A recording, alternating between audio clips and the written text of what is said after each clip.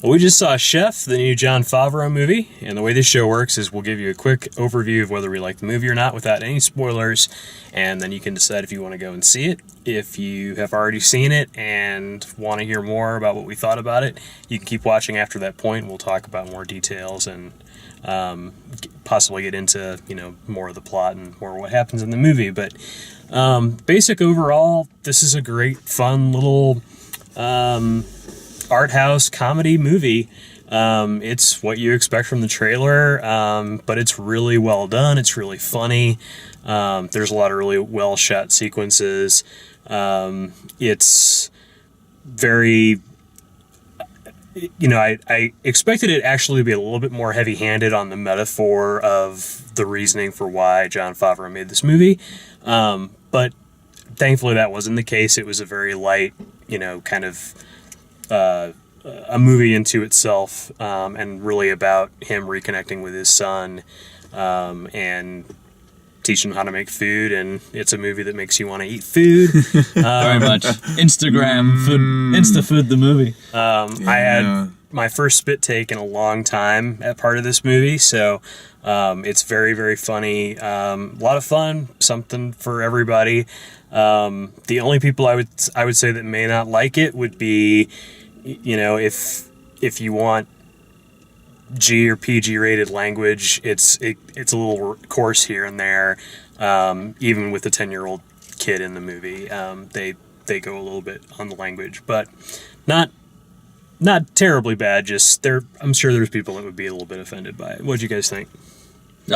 Same. Great movie. It was fun, and for me, the big theme was like, do what you love and love what you do. And it's basically about a person who is stifled, and they want to discover that inner spark. And to me, there's no better career to show that by than creating food, being a chef, and it's just passion for what you do. And there's a family story in there as well, which was enjoyable, and it's comical too. So yeah, there's nothing much bad I can say about it. I totally enjoyed it.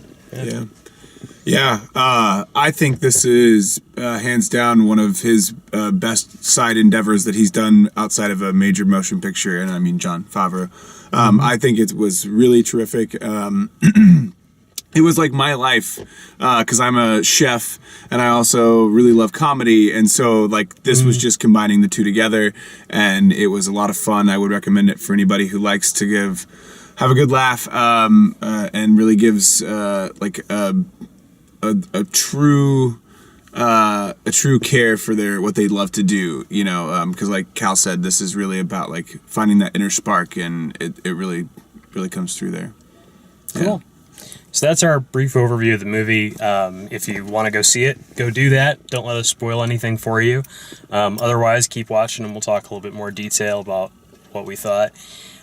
So the movie is kind of a metaphor for what happened with Jon Favreau in the Marvel universe and what was going on with him in Iron Man 2 and Iron Man 3. There was a lot of stuff that the studio pressured him to put in Iron Man 2 that he really didn't want to do. That movie didn't end up really the way that he wanted it to. As we all know.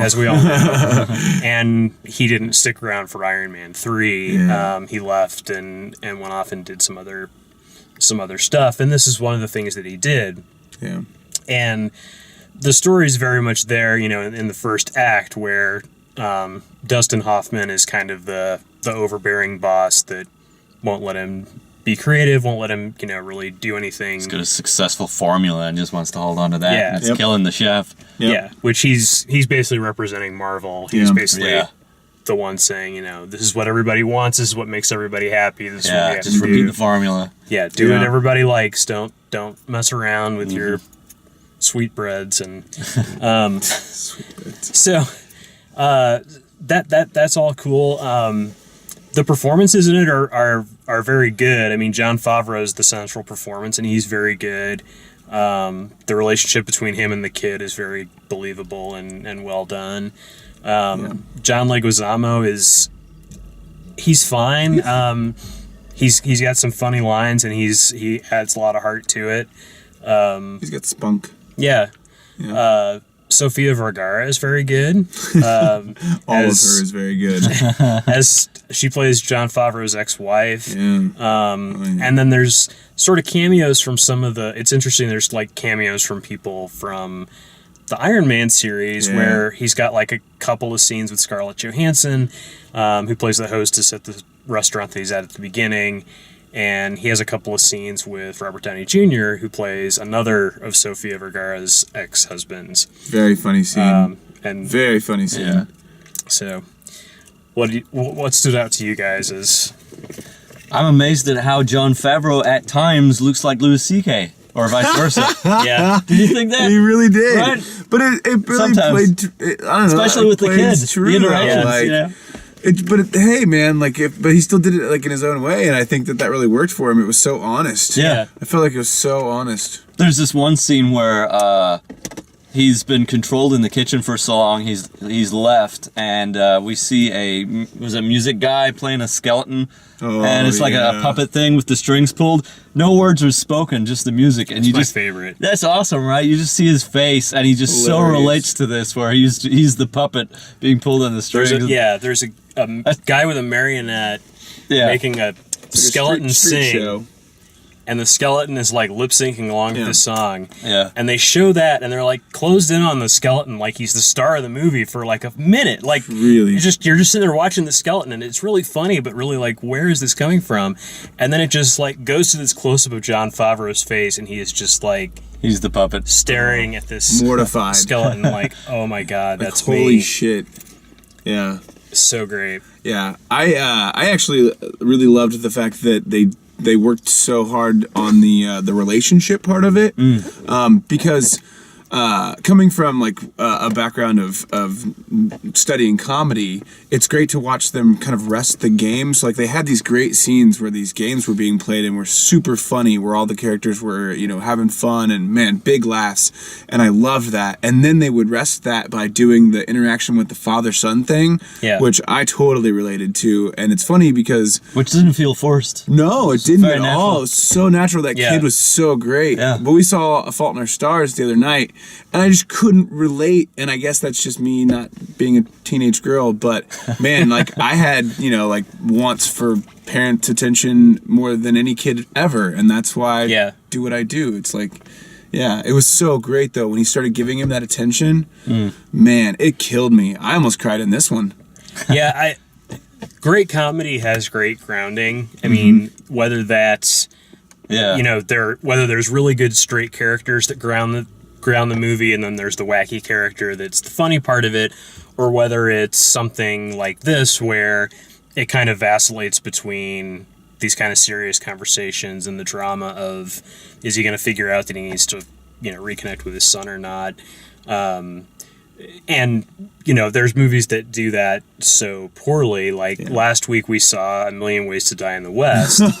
And in that movie, every character is a caricature that's just there for a joke.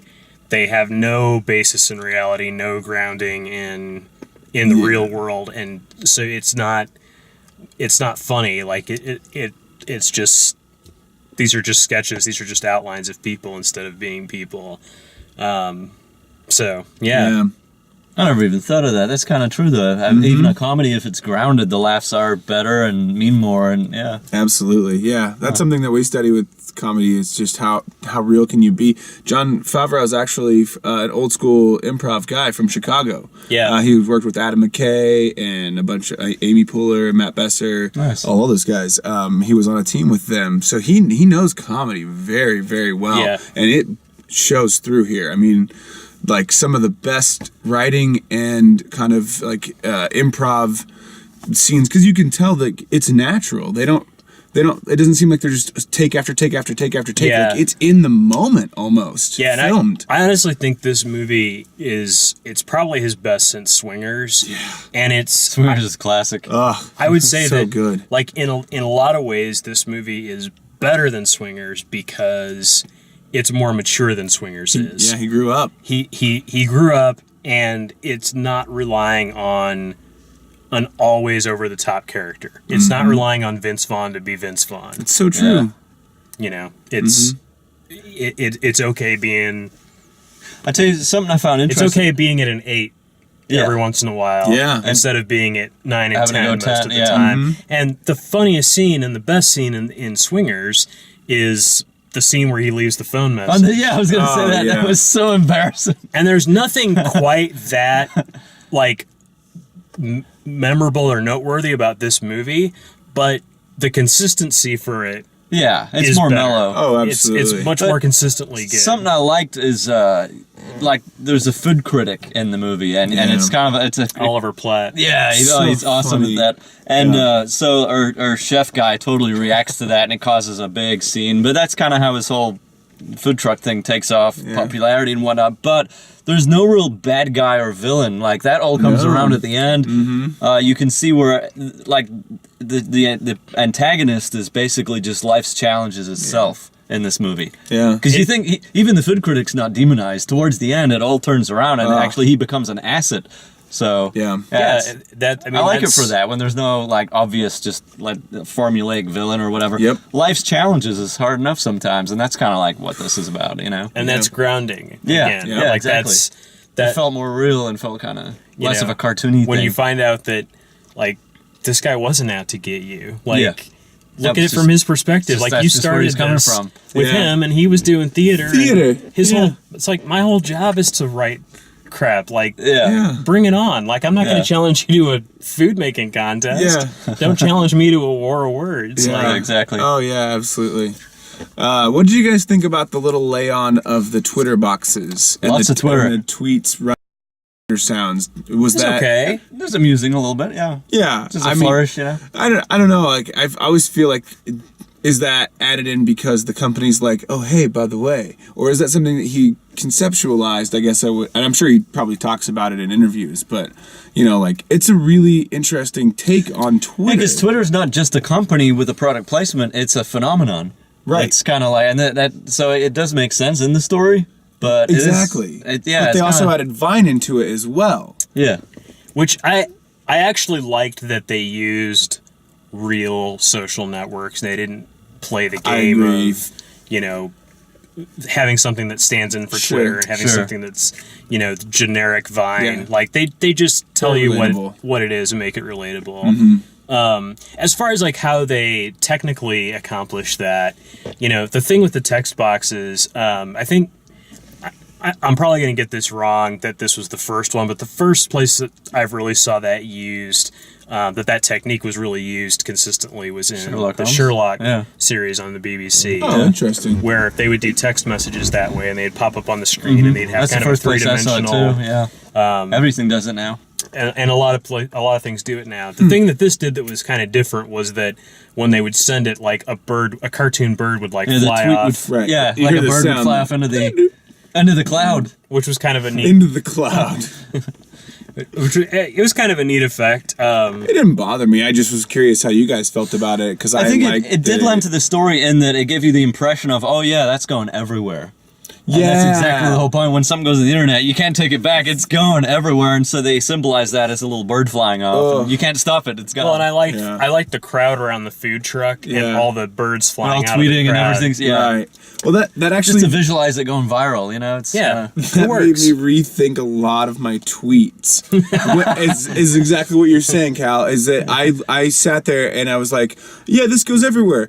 Oh no! Yeah. This goes everywhere. Right. Like it's not gonna go away, Yes. folks. Like, That drunk tweet is permanent. Yep. come at me, you sit on my face. Oh my god! Like just wow. Yeah, you wouldn't know a good menu if it sat on your face. Yeah. Like Asshole. asshole. I'm not gonna send it until we're all agree. Okay. So, So great. well, cool. Well, that is Chef. Hope you enjoyed our review. We definitely enjoyed the movie. Go check it out. We've got all our other reviews here on YouTube and over at DaleMaxfield.com. Thanks for watching.